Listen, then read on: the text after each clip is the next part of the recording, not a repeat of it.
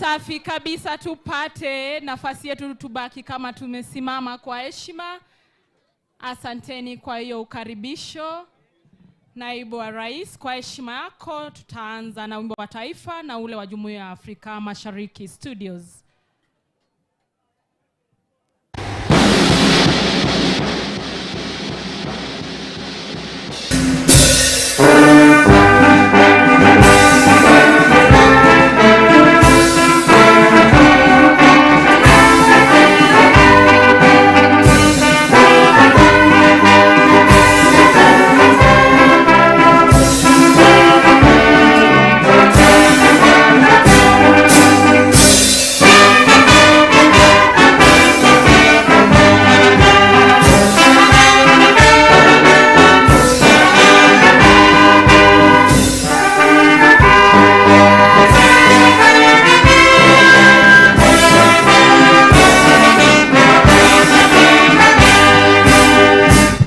Asanteni sana kwa heshima Naibu wa Rais. Kwa ruhusa yako nitaomba tubakie tumesimama.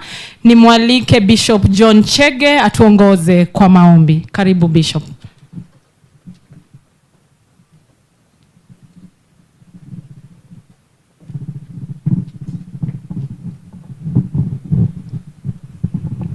Anayeongoza maombi ni Askofu John Chege Mwaura kutoka Kiambu County, upande wa Gewa Ward. Hebu nituombe. Mfalme na Baba yetu wa mbinguni, katika jina la Kristo, ninashukuru kwa sababu ya fursa hii na wakati huu ambao umetupa tukiwa Kiambu County na viongozi wake, ili Baba tuweze Jehova kuelezewa mwongozo wa county yetu na taifa letu, tukiwa na mheshimiwa wetu Naibu wa Rais ambaye yu pamoja nasi mahali hapa. Tuimuinua pia na viongozi wengine aliye pamoja na wao. Mungu wa Israeli ukamsaidia kutuongoza. Pia rais wetu William Ruto ambaye Baba ulimleta kitini pakiwa na kusudi lako. Twashukuru kwa ajili Jehova, taifa likiongozwa na wewe hatuwezi chipukia. Twashukuru kwa sababu ya jinsi ambavyo tatupa hekima, pia viongozi, pia makanisani zetu, kraji wote. Mungu wa Israeli ukatukumbuka. Nashukuru kwa ajili ya taifa letu, nashukuru kwa ajili ya kila mmoja. Endelea Baba kutufanikisha katika kila hali. Asanti kwa sababu ya mkutano huu wa leo. Ukaendelea kutubariki, ukaendelea kutupigania, ukaendelea kuwapa watu wako hekima tunapoendelea katika uongozi huu. Twaombea Jehova nchi hii, amani yako ikawa pamoja nasi, nguvu zako zikaongoza nchi, utakatifu wako ukaongoza nchi. Twashukuru kwa ajili, si kwa sababu ya nguvu zetu, lakini ni nguvu zako Mfalme. Tazama kila mmoja ambaye yuko kitini, ni wewe ulimpa fursa hii na ili akatuongoze. Na diposa kama sisi wana wa Kiambu County, twaomba ya kwamba tupe hekima, tubadilishe mawazo, tuweze kujua ya kwamba wewe ndiwe umepeana fursa hii na ufalme huu, tukaweza kuishikilia ili kazi yako ikatekeleka jinsi ambavyo wewe unataka. Twashukuru kwa ajili ya mkutano huu, uwe mwanzo wetu na pia tamati yetu. Na twashukuru na kuomba haya yote kwa jina la Kristo Yesu mwana wa Mungu. Twashukuru na kuomba. Amen. Amen. Asanteni sana. Kwa heshima tunaweza pia hata kuketi.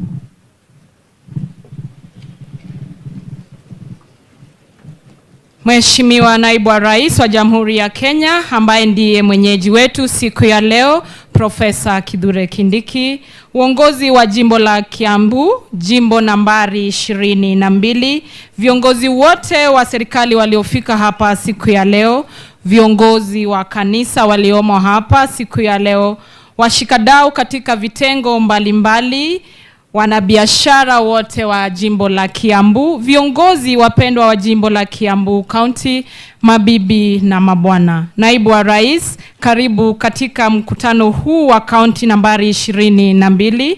Mheshimiwa Naibu wa Rais, Waswahili wanasema kuwa panapo wengi hapaharibiki neno.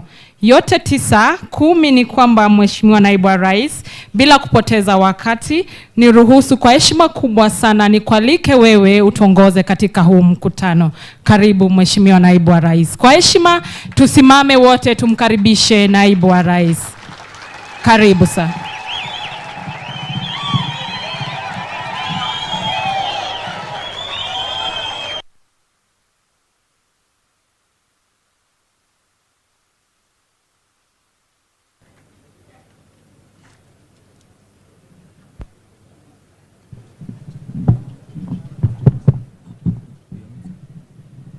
Asante.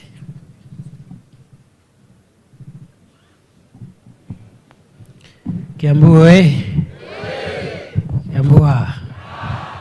Naomba tuketi. Hey. Leo kumekujwa Asante sana. Waheshimiwa wote na viongozi, brothers and sisters, good afternoon. Asanteni sana kwa kufika tena kwa wingi. Sasa hii ni Kiambu. Wow. Ati bado. Asante sana. Wacha nichukue nafasi hii kuwakaribisha katika makao rasmi ya Naibu wa Rais wa Kenya. Niseme ya kwamba kwa sababu mimi ndio nilikuwa nimeongea na viongozi wenu na tukakubaliana niwaite, nichukue nafasi hii kuwaeleza sababu ya mkutano, na nitachukua muda kidogo ndio tuelewane vile tunaenda pamoja. Baada ya hapo tutawaelekeza vile tutaendelea, ili tuhakikishe kwamba siku ya leo kila mtu ako na nafasi ya kuchangia katika agenda ya maendeleo ya Kiambu County. So we are here to make sure that today, as many as we are, we will try and make sure that all of us have some role to play in agreeing and building the agenda, the development agenda for our county of Kiambu. So karibuni sana. Na mjisikie nyumbani.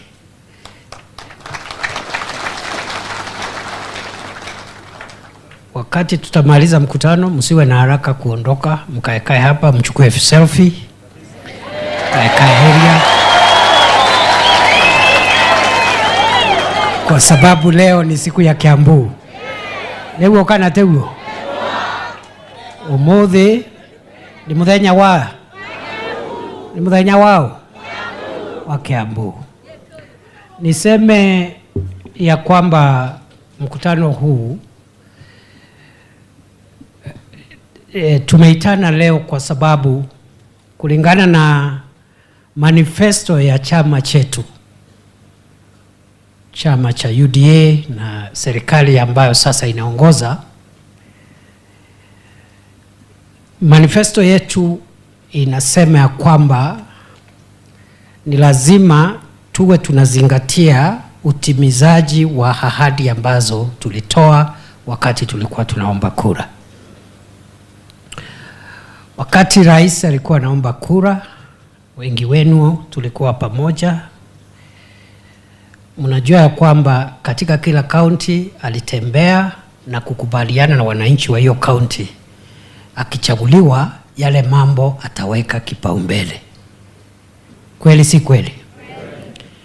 Na kwa ile county economic forums, hapo wananchi na washikadau wakatoa maoni, wakasema rais akichaguliwa, kama ni Kiambu, kuna mambo ya kilimo, mambo ya chai, mambo ya kahawa, mambo ya barabara, mambo ya biashara na mambo mengi ambayo mliambia rais akichaguliwa afanyie watu ya Kiambu. Baada ya hiyo County Economic Forum, hayo matakwa yote yakawekwa katika kitabu ambayo ilikuwa inaitwa County Economic Charter, ambayo ni mkataba kati ya wananchi na rais siku hiyo akiwa anatafuta kiti.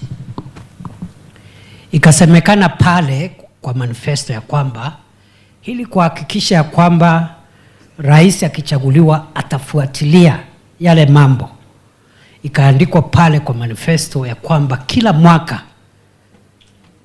chama ama serikali sasa iwe na mkutano once a year ya kuuliza katika yale mambo mengi tumesema tutafanya Kiambu, ni yapi tumetimiza, ni yapi bado hatujatimiza, kwa nini haijatimika, tutatimiza lini, na kuelezea wananchi ili serikali na wananchi na viongozi tutembee pamoja with one set of information. Na ikasemekana ya kwamba kila mwaka kaunti zote 47 za Kenya kutakuwa na kikao ya kutathmini hatua ambazo zimepigwa za kimaendeleo za kusaidia ile kaunti kulingana na ile County Economic Charter ambayo ilikuwa imeandikwa. Na hiyo kazi, jukumu ya kuleta viongozi pamoja na wananchi, viongozi waliochaguliwa, viongozi wa mashinani kama walio hapa, hiyo jukumu ikapewa ofisi ya naibu wa rais.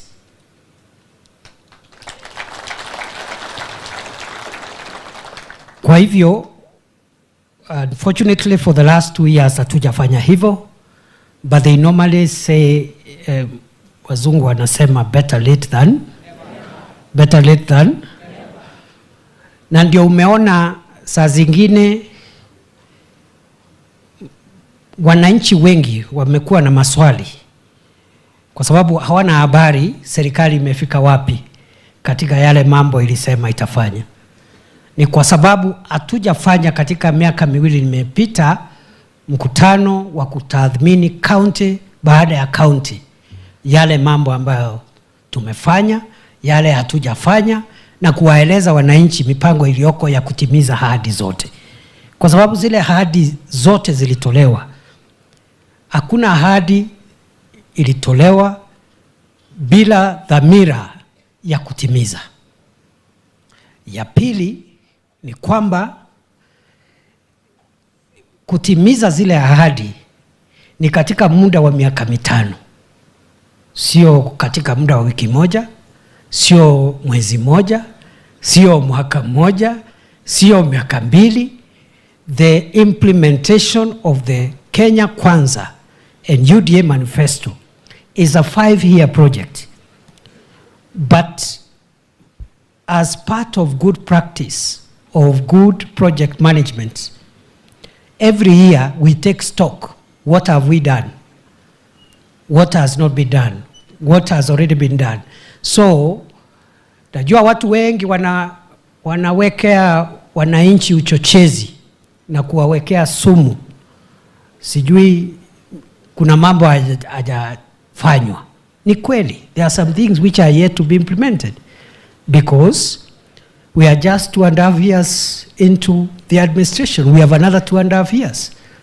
So, huwezi letewa mtihani wa form 4 ukiwa form 2.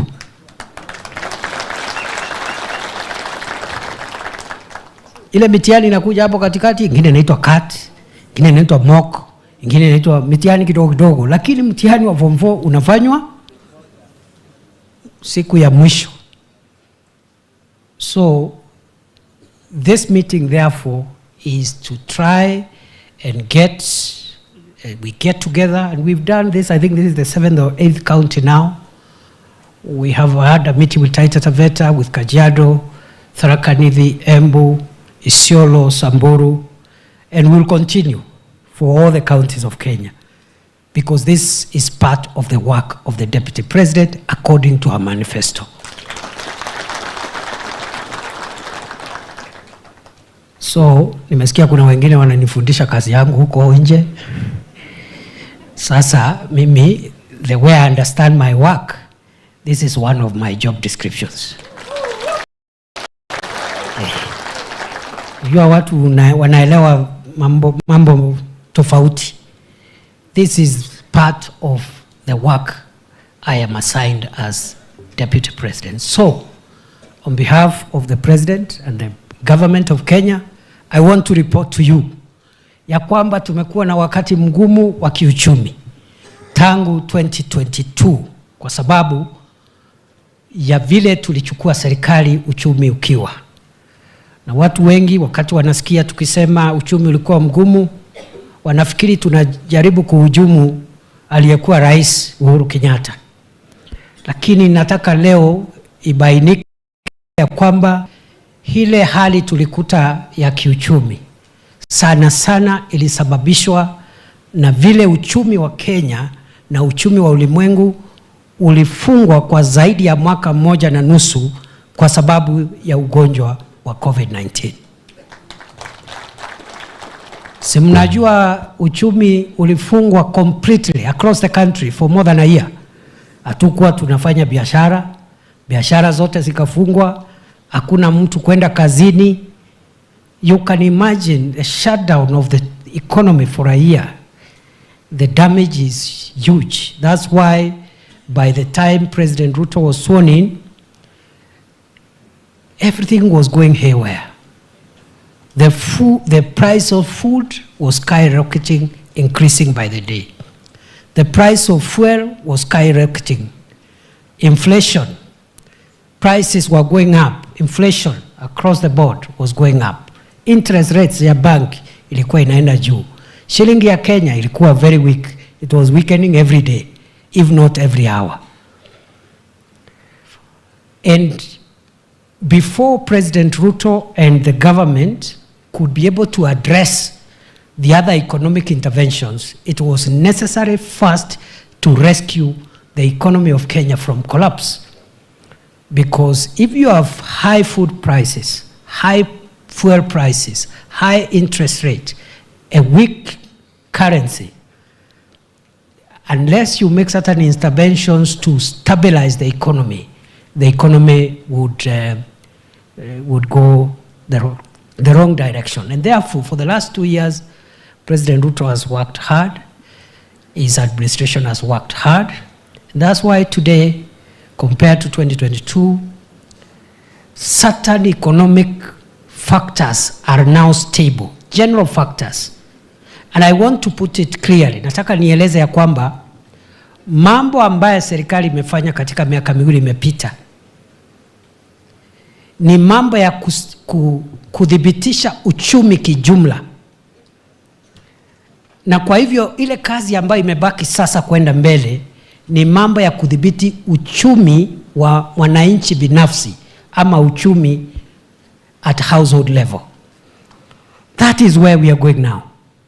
But it took a lot of work to get the Kenyan shilling strong again.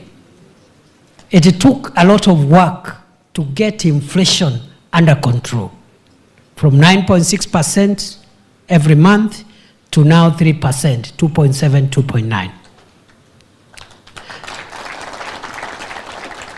The dollar, which was going for 165 to the shilling, 167, now is stable, 127, 128, 130, for more than a year.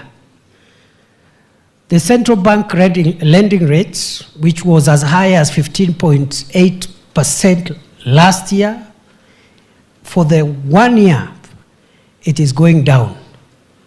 And just yesterday, it went down again from 11.25 to 10.85. So we are witnessing stability, what we call macroeconomic stability. Food prices, unga was 240, 250 for 2 kilogram packet of unga. Now it is 100, 110, 120 for a long time now. Fuel was at 217 per liter. Now it's about 165, 167 again. And it's likely to go down the more. Saa hii ni 164. 164, and it's likely to go down again. Hii mambo yote imetendeka kwa sababu pesa ile nyingi ya serikali iliwekwa katika kudhibitisha uchumi, macroeconomic stability, because without that hii mambo ingine tungetaka ifanywe haingefanyika. Nipeane tu mfano mmoja. Unajua Kenya haikuwa na chakula ya kutosha. Mahindi ile tulikuwa tunalima haikuwa inatosha, so tulikuwa tunaleta mahindi kutoka ng'ambo. Na ndio umeona bei ya unga ilikuwa juu, kwa sababu mahindi inatoka Brazil, inatoka Zambia. So ndio ifike isiagwe nini mahindi, bei ya unga inakuwa juu. Rais aliwekeza pesa nyingi, sio kupatia millers kama zamani. We used to subsidize millers. Wale wanasiaga wanapewa pesa ndio wapunguze bei, bila kujali ya kwamba mwenye kusiaga sio atateremsha bei. Kuteremsha bei lazima usaidie mkulima, tuwe na mahindi ya kutosha hapa nchini, bei ya unga itateremsha. Ndio umeona rais, hiyo pesa ilikuwa inaenda kwa subsidies ya consumption, ikawekwa kwa subsidies ya production. Bei ya mbolea ikashuka from 7,000 to 2,500. Wakulima wengi waka afford mbolea. Mungu naye akatupatia baraka ya mvua, bei ya unga ikashuka. Wale watu walikuwa wanavaa sufuria Nairobi wakisema bei ya unga, these days hawaongei na hawasemi ya kwamba unga ilishuka. So that is the work the president and the government has been doing for 2 years. Sasa ile kazi ambayo imebaki ni kazi sasa ya kuweka mikakati ya kuleta pesa kwa mfuko wa mwananchi.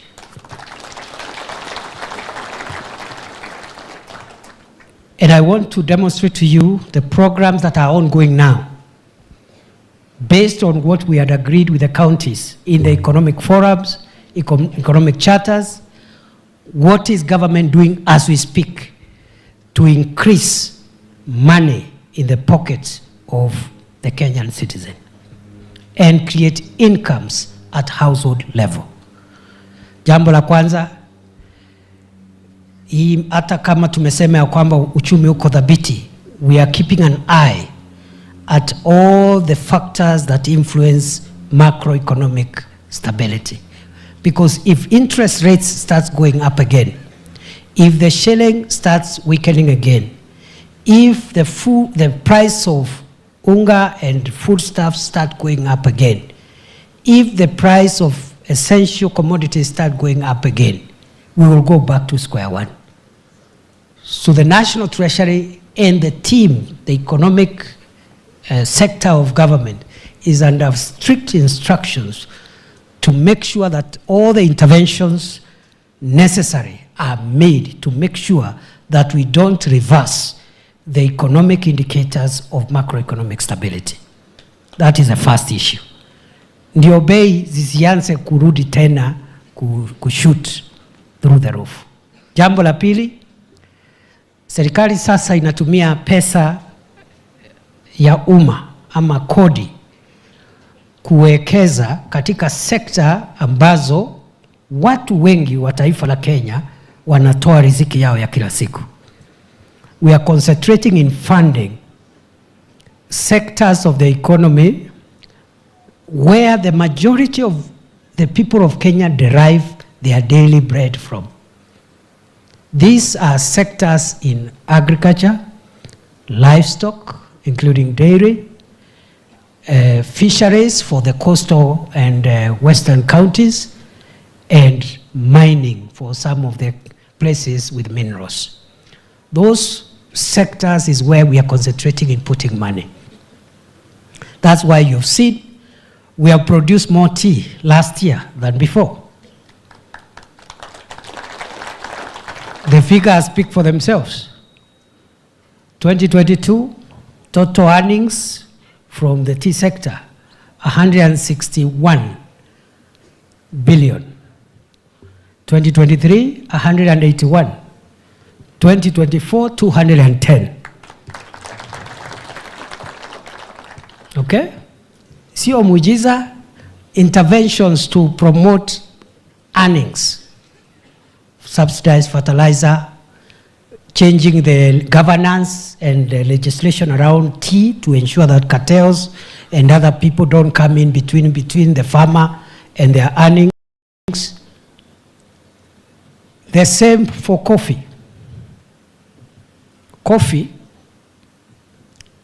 2022 season, 2022-2023 season, was selling at $188 per 50 kilogram bag. That is in 2022-2023 season. 2023-2024, it rose to $225 per 50 kilogram bag. 2024-2025, this season, the selling rate now is about $319 per 50 kilogram bag. Coffee in 2022 was earning the farmer an average of 60 shillings per kilogram of cherry. In 2023, it rose from 60 shillings to an average of 71. In 2024, it rose from 71 to 100 shillings or thereabout. Inapanda ama inashuka? Si mkulima anapata pesa zaidi? So those interventions are all over. I just picked tea and coffee. I can talk about very many other value chains in agriculture, including sugar. As you're aware, this year Kenya will not import a single bag of sugar. As you're aware, this year for the first time in many years, Kenya will not import a single bag of maize. So we are working on other value chains that bring money to the pockets of ordinary people across the country. Dairy. I'll just give an example of dairy. 2022-2023, the production, the value of our dairy exports in this region was $4.9 billion. I mean shillings, sorry. 4.9 billion shillings.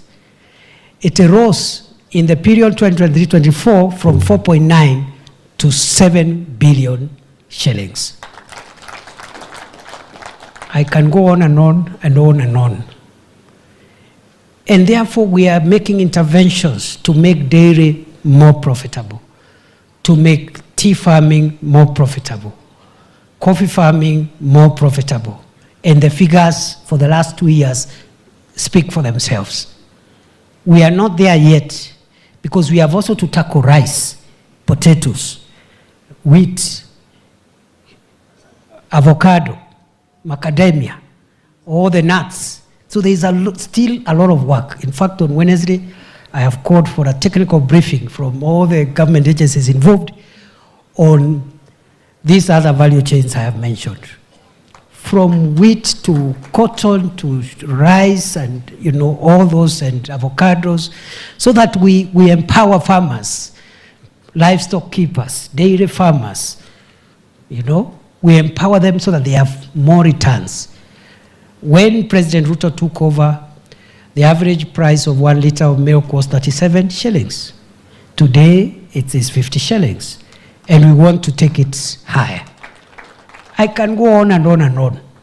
But the point is that this government is deliberately revitalizing key value chains and in the sectors that help wananchi of Kenya to get income. Because an ordinary Kenyan, where do they get their daily income from? Those who are not employed. They get their income from farming, agriculture, from livestock, whether dairy or beef keeping. They get it from fishing for coastal communities and the communities in Western, or from mining. The majority of the people, about 80%. So that's what we are doing. The third thing that we are doing, because I've talked about macroeconomic stability and revival of the value chains in agriculture, livestock, mining, and fisheries. The third thing we are doing is to provide infrastructure that supports production in those sectors. Because those sectors, if you want tea farmers, coffee farmers, rice farmers, dairy farmers, livestock, beef farmers, if you want them to get more returns, you must provide them with the support infrastructure that helps them produce more and therefore get more. What is the support infrastructure? Roads, isn't it? Electricity, ICT connectivity because of e-commerce of our traders, isn't it? It is roads, it is electricity, ICT. It is also infrastructure around markets, the markets we are building all over the country, so that farmers can have dignified places where traders can come and do commerce, not from the roadside, but from a well-organized place with refrigerators, cold rooms, and good places where even people can come from far and wide and do good business. So it is in roads, it is in power, it is in ICT connectivity, it is in the ESP, the Economic Stimulus Program markets, but also KIPES, the County Aggregation and Industrial Parks. We are building one per county. Ya Kiambu iko pale Githunguri. Kweli ama urongo? It is under construction, it is not ready. We are going to talk about it in a short while. It's 25% complete. National government has released 116 million. We still owe another 133.4 million, which we are releasing this month. And the county government must also now release their part because the total cost is 500 million so that we support them to have that KIPE operational. That county aggregation and industrial park is the first step towards having a manufacturing capacity for Kiambu County and all the counties of Kenya, because that is the place for aggregating products, value addition, sorting them out, packaging them, and then doing a route to market process to make sure that we go to the next level in our quest to be a manufacturing country. So we are providing the support infrastructure to help agriculture prosper. Markets, roads, ICT apps, and KIPES, and all the other things that I've already mentioned about. In Kiambu, for example, we are building many markets from Limuru, DCC place there. That's the housing program. But we have markets in Gewa, we have markets, there are 29 markets all over. There are too many. From Goingwa in Thika to Gekambura in Kikuyu, all of them, 29 markets. And therefore you'll be seeing me a lot coming to inspect progress of where those markets have reached. And again, that is part of the work of the Deputy President. Nema kana tima. Sio ndio kazi ya naibu wa rais? Kwa sababu tunataka by the time rais akuje kucommission, we must make sure that project is complete and operational. Na pesa yote imetolewa, imejengwa, imekamilika, ndio rais asikuja kuangalia kitu, alafu pesa inakosekana, haikamiliki, alafu watu wanaanza kuongea mambo ya kejeli. So the work of the Deputy President is to backstop the President and run around, make sure that everything is okay. Sasa soko ikikamilika na ikuwe tayari, mimi naenda naita boss anakuja nafungua. Si namna hiyo? So we'll inspect those markets, we'll inspect the housing program, which is another very consequential program we are carrying out. Because the housing programs gives dignified dwellings to our people.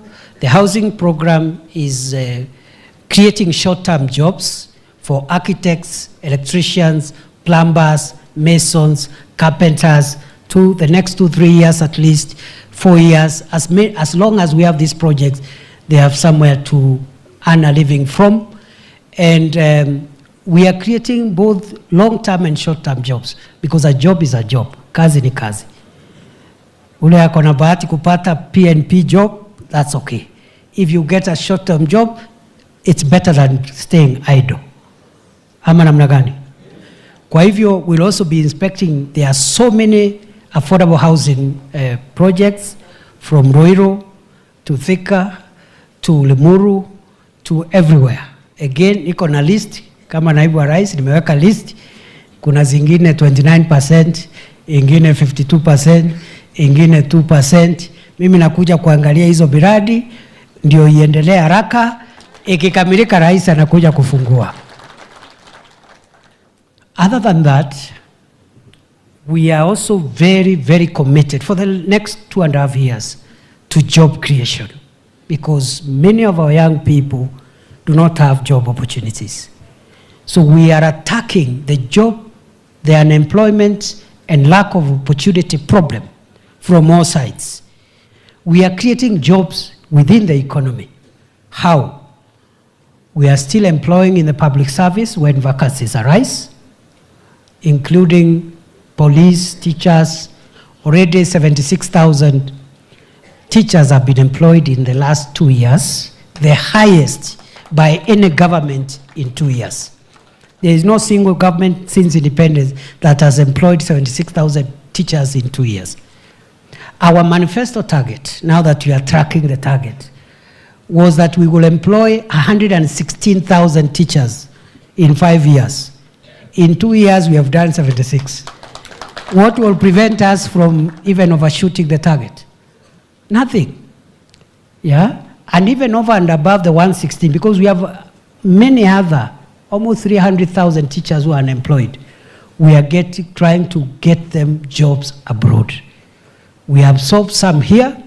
Those we can't absorb here and they get jobs abroad, they should not be vilified. They should go and work wherever the job is, earn some income, save, invest at home, and whenever they want to come back, they are welcome to come back home.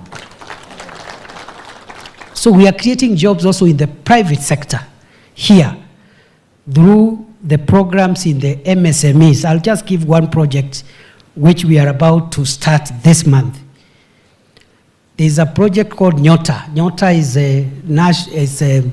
is a national youth opportunities transformation program, or something of that kind. It's agenda. A is for agenda.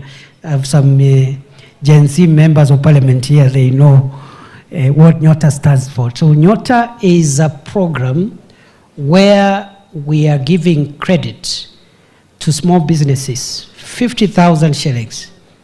50,000 shillings to small businesses.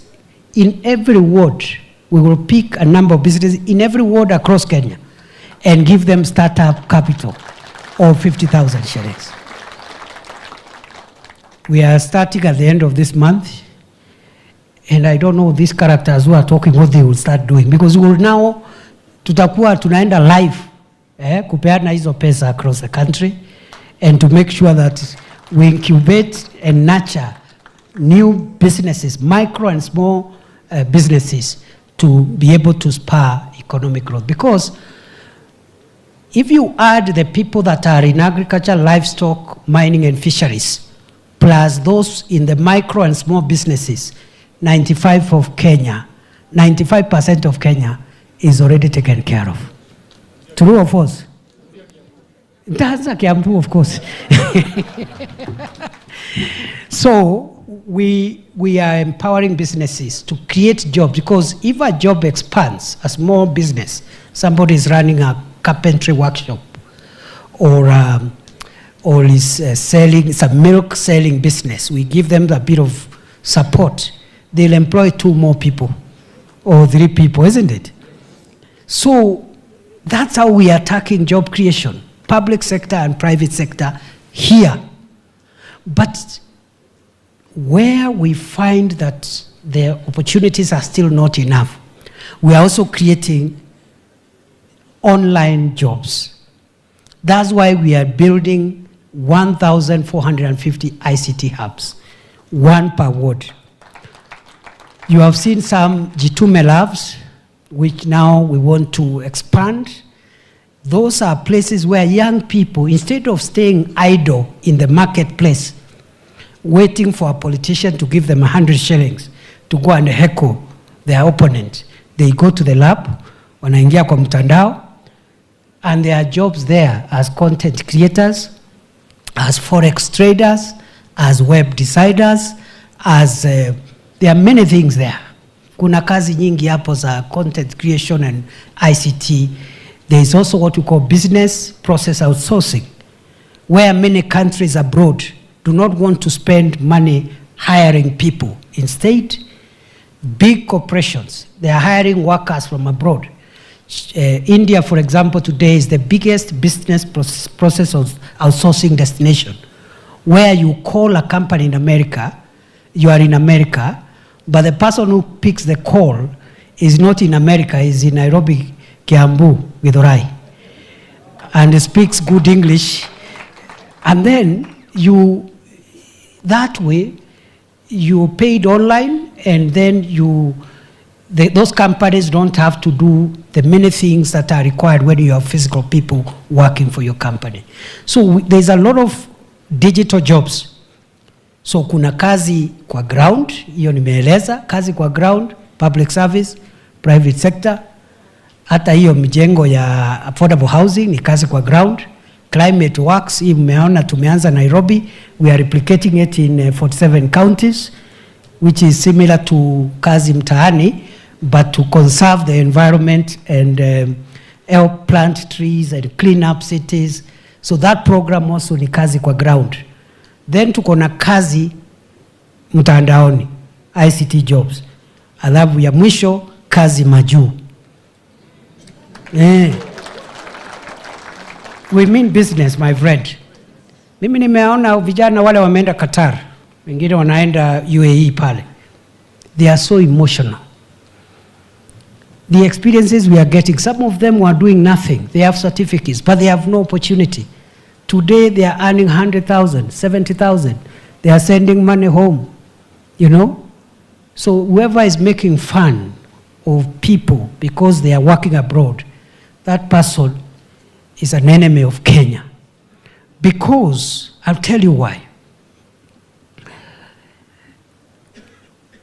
If a young person can get a job at home, that's the best option. If a young person can get a job online, that's also a good person because they're around. But if there is an opportunity abroad, in today's world, where movement and communication has become easy, it is wrong to prevent such person or to discourage that person from working abroad. Because even here locally, I know people who were born in Turkana and they work in Mombasa. Have they stopped being Turkanas? They go home only once a year. Sometimes once every 2 years because they work at the port in Mombasa. Isn't it? So the person in Dubai, it's only 5 hours. The fellow in Mombasa going to Turkana, and another one is in Dubai, who will get faster. If he is going to Nyeri, he'll get to Nyeri faster than the person who is in Mombasa. Because it's only 4.5 hours, 5 hours from Dubai to here. By the time huyo mtu akalie gari kutoka Kirinidi, hata hajafika Nairobi, mtu ya Dubai ameshafika. Na ametangulia kwenda up country. So, tusiwe na hii kuangalia, wherever a young person can get a job. And please, the correct terminology of the Kazi Maju program is labor mobility, not labor migration. Because migration looks like an export. We are not exporting anybody. They are still Kenyans. Tunawaambia ukipata kazi pale enda, fanya, invest, hapa nyumbani, tuma ingine nyumbani. Ukikaa 5-6 years na invest ya kutosha, umefungua hardware, come back to Githurai and run your hardware. So that job creation, therefore, is a major empowerment program that we are running. And I've given you some of the projects and programs that we aim at creating jobs through. Other than that, two last things which we are doing to improve household incomes. One is, and those two are in the social sector. The five that I've mentioned are in the economic sector: macroeconomic stability, value chains in agriculture, livestock, mining and fisheries, support infrastructure like CIBs, special economic zones, and roads and energy, job creation. All those are economic factors, and the housing program, 5. But there are 2 social sector interventions that this government is taking very seriously. One of them is universal health. For us to transform the economy of Kenya, the people of Kenya must be healthy workers. Many families have lost their entire wealth because of medical bills. True or false? Many middle-class people, including leaders, MCAs, members of parliament, aspirants,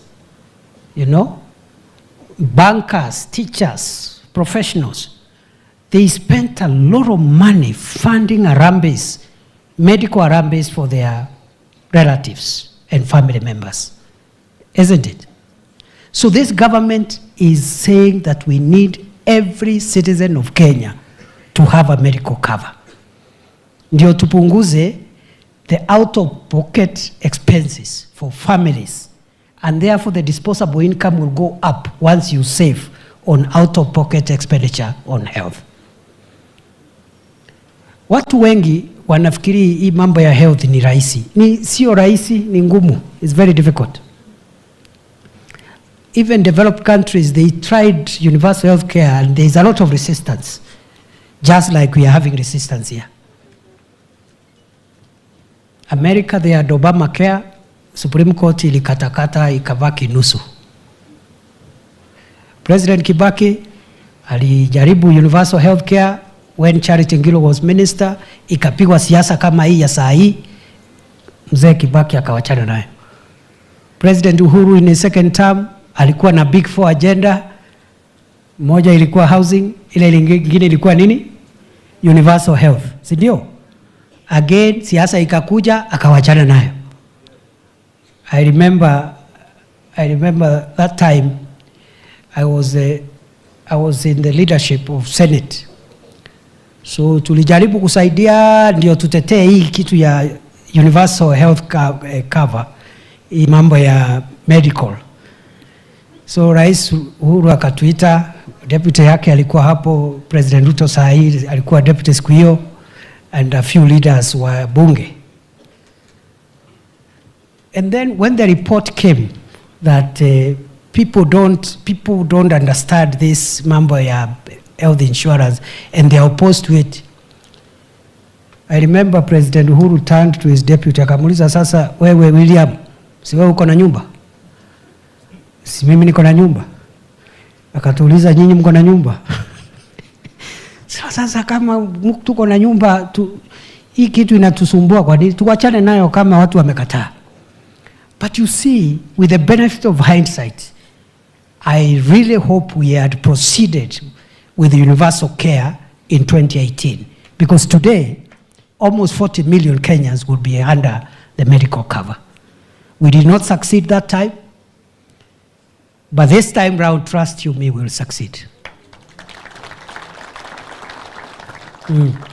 Yes. Because NHIF had only 9 million people covered all these years. 9 million.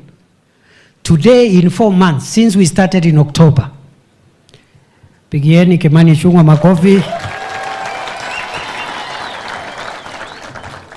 And for the avoidance of doubt, kiongozi wa walio wengi zaidi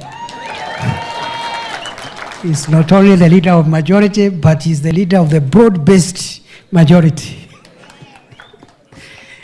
Now, NHIF had covered only 9 million people for these years. Right now, for 4 months, we are at 18, 19 million. The aim is by 2027, we'll push that number to 30, 40 million. As we try to improve how SHA and Taifa Care works. And therefore, again, part of my work as the principal assistant of the president is to unlock the bottlenecks for government programs. So hii Monday nimeita magavana wote wa Kenya na Ministry of Health na watu ya mahospitali, public and private hospitals watakuwa hapa kwa hema ndio tulainishe mambo ya Taifa Care.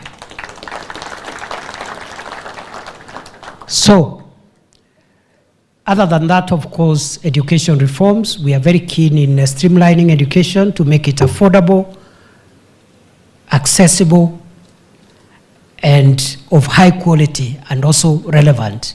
The work we are doing on CBC, the work we are doing in the funding of higher education is to make sure that as many children of Kenya as possible are able to access education. There are a few issues which we are streamlining again, but the funding model in its best format will bring equity in higher education.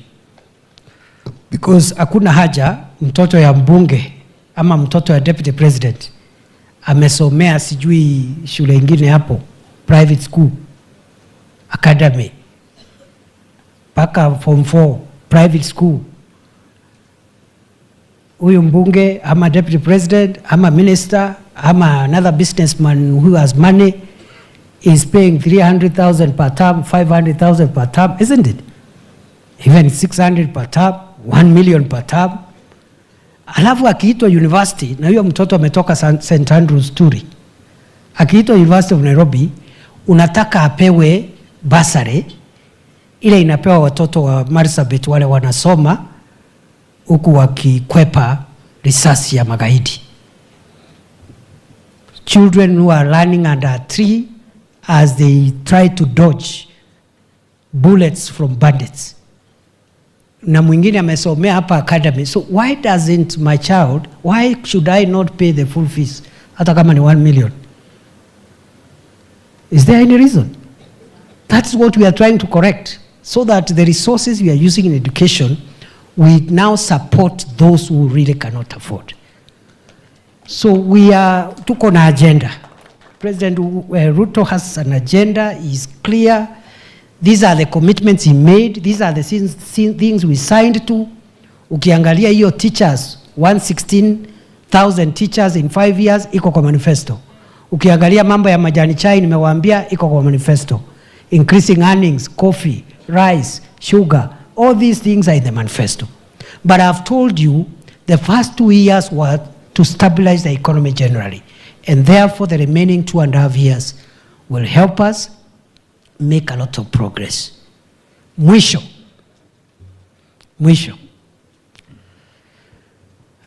What this government is trying to do is what is known as transformation. Transformation of society. Transformation is not an easy job.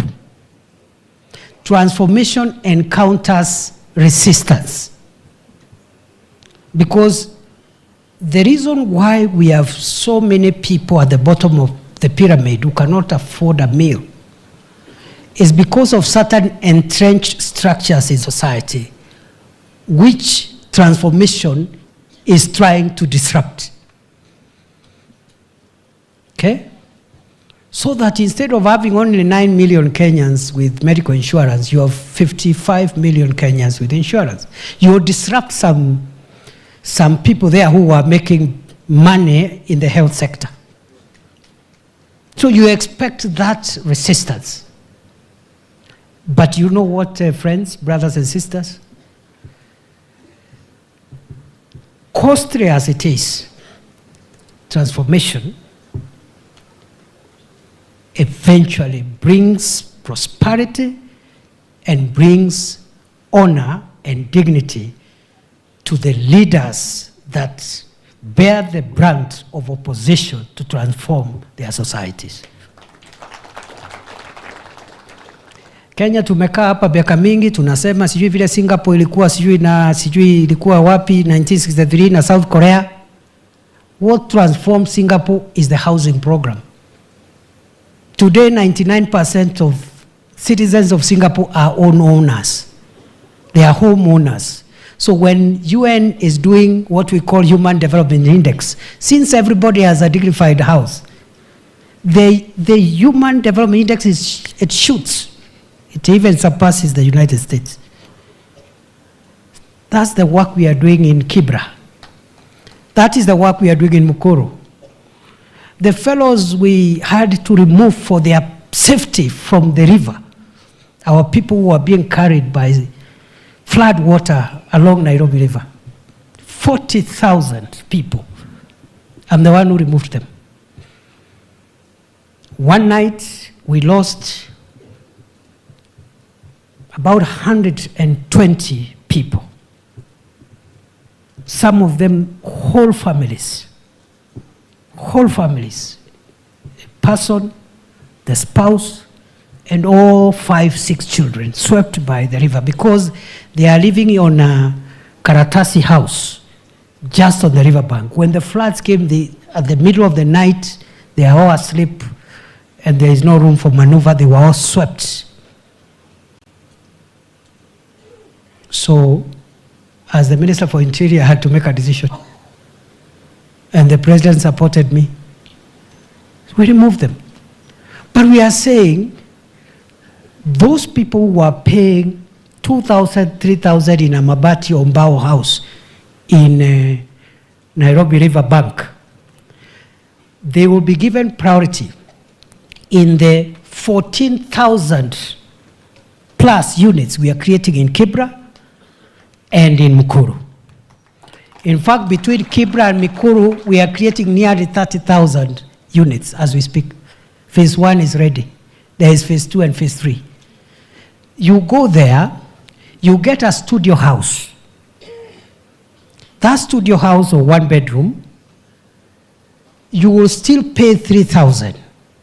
This 3,000 is not rent. Remember, you were paying 3,000 as rent in a Makaratasi house, which is not yours. This one is your house. The 3,000 is to help you buy the house over time. Na nyumba iko na stima, iko na maji, ni nyumba secure, iko na Wi-Fi. Rather than putting yourself and your 6 children in a shack on the riverbank with the risk of being carried away by the water at night. So transformation is painful. Like when we were removing those families, it was not easy. It was a very difficult decision. But for their safety, we had to stay firm. A few people tried to politicize the matter, and we stood firm. There are people even who wanted to go and incite the public there. Tuliwaambia jaribu. Alienda hapa downtown kidogo alafu akarudi. Hawakufika kwa mto. Wangefika kwa mto ningeweka tear gas. Because it's not fun. Sio mchezo. It's not, who is comfortable removing people from where they are? But for their safety, just like the people we evacuated from the gorges in the Rift Valley, so that we can strike the bandits. So we had to do an operation like that up in Nairobi River. I'm very proud today. That corridor now is very clean. Imesafishwa. Niliona waziri alikuwa hapo the other day. We are now rehabilitating it, and we are providing affordable and social housing. The same people who used to live at the river are the ones who be given priority to enter those houses. So there is a difference between politics and leadership. There is a difference between transformation and populism. President Ruto has said many times, if the transformation of Kenya will cost his popularity, so be it. So be it. As his principal assistant, I also want to make the same statement, that if assisting the president to deliver on the transformative programs I have told you to make Kenya better, if in the process we become unpopular, both of us, so be it. It is not the length of time that a leader stays in office that matters. What matters is the consequences of somebody's leadership, however long or short they have been in office. Sijui kama tunaelewana. Si Moi alitawala miaka 24. Si Kibaki alikuwa miaka 10. Si Uhuru alikuwa miaka 10. Sasa hii ya Ruto amesema he doesn't mind how long he serves. So kuna watu wamekazana sijui 1 term, 2 terms, 3, that's not the issue. The issue is what he does with the time he has in his hand. Hiyo mambo ingine si namna hiyo. Yeah, so watu wasitishe watu hapa sijui nini, sijui term, sijui nini. Transformation is costly, it is painful. I have told you how we remove people in the Rift Valley, in the gorges, where bandits used to go and hide kwa raia huko with families. So we cannot strike the bandits because they have children, there are women there. So we said every civilian from these spaces must leave 24 hours. Oh, tukaambiwa, oh, you are chasing people, you are displacing people. Today that place is clean. And a few hot-headed bandits waliwachwa pale thinking it's a joke. We just did an operation for 1 weekend. Na sitaki kusema nini litendeka, kwa sababu sijui. I don't know what happened. Yeah. Yes. In Nairobi River the same. Naweka siasa. Na una option, hauna alternative. So what is the alternative? You want to encourage someone to stay in the river. Their neighbors were carried by the flood last night. You want them to stay there tonight again and be carried away, swept away by floods? No. So hata hii mambo ya uchumi tutafanya evacuation ingine hapo. We will support the president to deliver. And between us as the executive, the legislature is very important.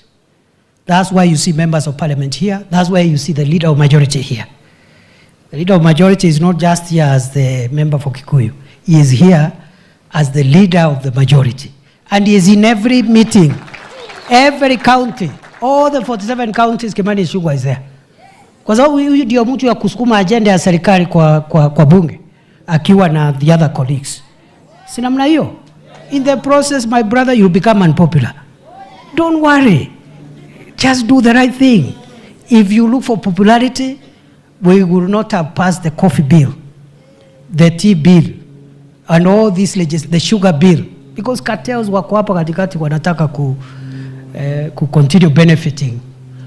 Na unajua it took a lot of efforts. You remember the president saying mambo ni matatu, wale watu ya sukari. So hii mambo ni matatu kwa majani chai, mambo ni matatu kwa rice, mambo ni matatu kila mahali paka hii Kenya nyoroke. So we are wired, we are okay. We lost some time because of internal incoherence. Now we are coherent. We don't mind what the opposition is doing because that is their work. They can oppose us when they're outside. What we cannot have is internal quarrels among ourselves. Si namna hiyo? Sasa agenda ndio hiyo, and Kiambu is at the center of this administration. You know, Kiambu gave President Ruto the highest number of votes from a single county. True or false? So why should President Ruto take lightly the development agenda of Kiambu? So mimi nataka nikomee hapo na niwashukuru na niwaambie we've just started. Those who are panicking have not seen anything. Hii ni mambo kidogo, hatujaanza kazi. Tumegurumisha tu gari na kupiga resi. Alafu watu wanatetemeka. Sijui watu wengi wameitwa. Hao ni si wengi because the next review. Because at the end of this year, I will give an accountability of how many new kilometers of road we have built, how many last mile connections we've made, how many markets are complete, is the Kiambu Cape complete, how many, isn't it? Yeah. So the next evaluation hatutaifanyia hapa Kindiki Stadium. Ndio tuketi namna hii watu 20,000 tuambiane maneno. Mtu anapanda kiwa hii kidogo. This is just hii ni mwanzo. Mambo bado. Number 2. Kuna watu nimesikia wanaongea na kiburi mingi sana. Hii dunia mimi nimekaa sasa kiasi. Sio sana lakini nimekaa. Na pia nimekuwa kwa uongozi sio sana lakini kidogo. Hii dunia ni ya Mwenyezi Mungu sio ya mtu. And nobody owns the people. Watu ni wanani? Adone agai. Leo kana teguo. Hakuna mtu ameumba mtu. Hata wale watoto wako. Unasikia mzee anasema watoto wangu. Ni kweli ni wako. Lakini kazi yako ilikuwa kidogo sana hapo. Hata hujui nini ilitokea. Kazi yako ilikuwa dakika kidogo hapo na mnayuka. Si ni kweli? Hiyo kazi nyingine ni ya Mungu. Si ni kweli? Hata mama, hata wewe mama, mtu wako huko kwa mwili yako miezi 9 umuoni? Hiyo ni kazi yako ama ni kazi ya Mungu? Yeah. So nimeona watu wanaongea na kiburi mingi, sijui nini. My friend. Sasa hii siasa hii siasa si wakati itafika? Si tunafanya kazi kwanza? Si tulisema kazi kwanza? Siasa baadaye. Siasa kwanza, kazi kwanza, siasa baadaye. Sasa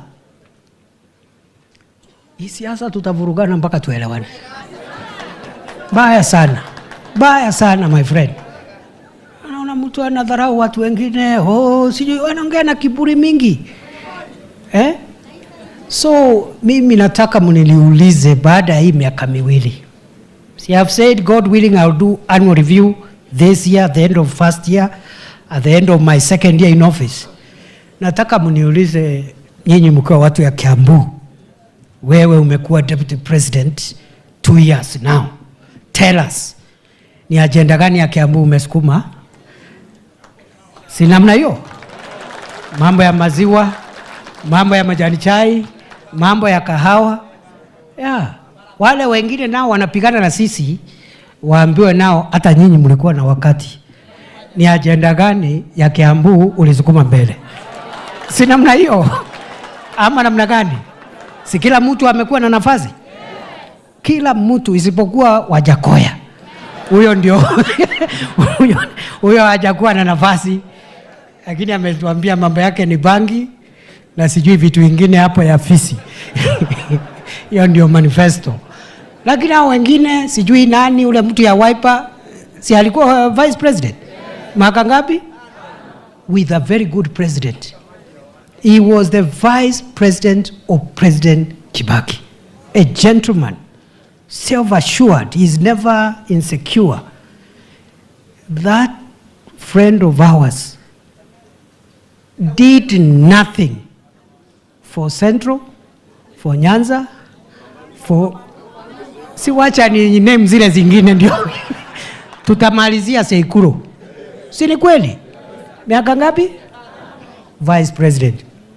Yeye ndiye alikuwa wa kwanza kuingia ofisi hii. Miezi michache before William Ruto came here.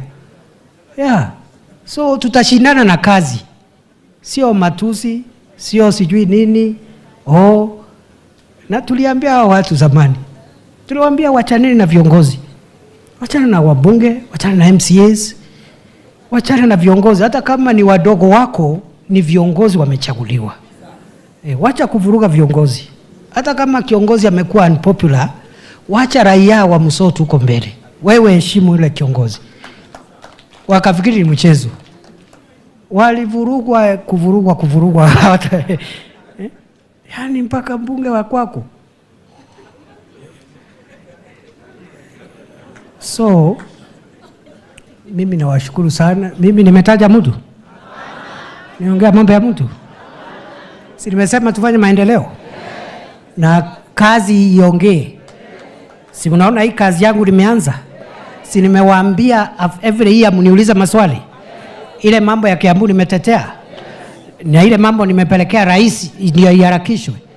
So that is what will distinguish us. Na watu waache threats, tuheshimiane. Nilisema ile siku ingine, sisi zote tuheshimiane. Kama wewe unafikiri wewe ni maarufu, ngojea siku hiyo. Sawa sawa? Ndio utajua kuna wanaume hii town. Unaongea mapema na threats mingi. Threats upon threat. Kiona hiyo reli usidharau. Ndio inabeba gari ya moshi.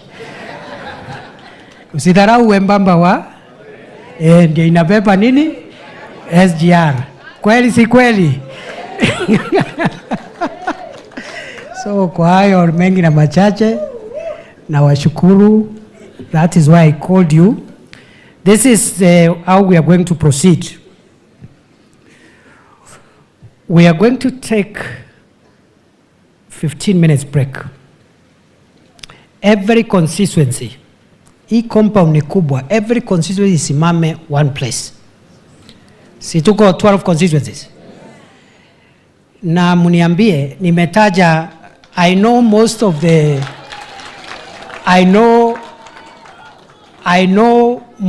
the barabara zetu pale Kiambu imekwama because of pending bills. Si kweli? Niko na list. I know the ones that have stalled because of pending bills. I have good news for you. Tuko na pesa ya kukwamua hizo barabara.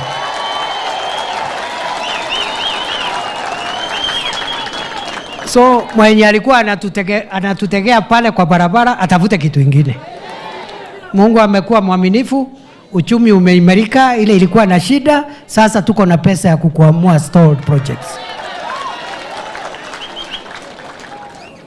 Pia tumepata pesa ya stima. We have enough money for last mile connectivity. Si namna hiyo? Tufanye barabara, tufanye last mile ya stima, tufanye ICT hubs, tufanye markets, tufanye housing projects, tufanye KAIP, tufanye. Sasa sio ikabaki ni siasa peke yake. But so every county ituambie 3 priorities. 3. Maybe a road project, a water project or something, I don't know. 3 key priorities. So you have 15 minutes. Every constituency ifanye caucus. Turudi after 15 minutes tufanye plenary fupi. Tukirudi, kila constituency itoe mtu mmoja, na ikiwezekana asikuwe ni MP, awe mtu mwingine hapo, one of us, so that we can participate, many of us. So, but MPs you can guide or suggest, ule atakuja, na asiwe ni mtu anapiga viongozi wale wako kwa kiti. A neutral person, ule taki vita hapa, is not a political meeting. So, kila constituency mtu anasimama hapa na kabila anasema, sisi kama Lari, barabara yetu ile muhimu inaitwa na alafu kuna number 2, number 3. Si namna hiyo? The next constituency. After that, tufanye resolutions, tukubaliane hao mambo nimesema na yale mmesema are the priorities. Then the leaders, elected leaders ambao wako hapa, kila mtu introduce watu ya constituency wake wasimame, ndio tujue kama Kiambu yote iko hapa ama kuna watu wameachwa nyuma. Alafu kila kiongozi pia aseme one word, no politics. No politics. We are not here to decide who becomes MP or governor or MCA. Ni mambo ya maendeleo. So 1 minute to 1 minute. 1 minute. Alafu leader of majority ndiye atatufungia mkutano. Si namna hiyo? Tukimaliza tuende nyumbani, lakini nimesema usiwe na haraka kutoka, mkaeka area. Iko nyasi hapa, iko chakula, iko chai, iko mchukue selfie na Gen Z, kwa sababu nimeona Gen Z hapa kidogo, iko swimming pool hapa, mnaweza swim.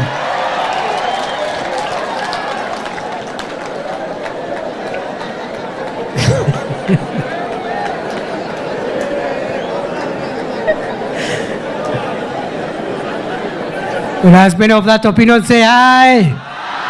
Contrary opinion say nay. The ayes have it. Thank you. It's 3 o'clock. We take a break. We come back at 3:15. Asante. God bless you. We come back at 3:15.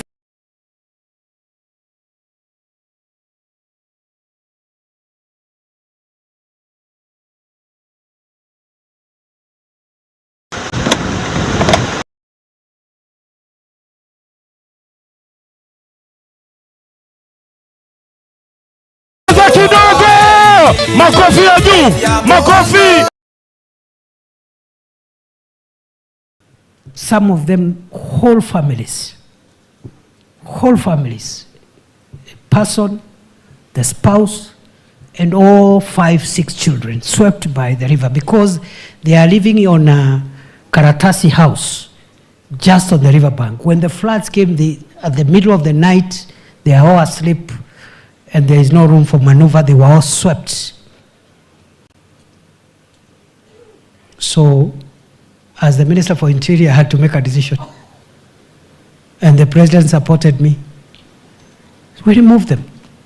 But we are saying, those people who are paying 2,000, 3,000 in a Mabati or Mbao house in Nairobi River Bank, they will be given priority in the 14,000 plus units we are creating in Kibra and in Mukuru.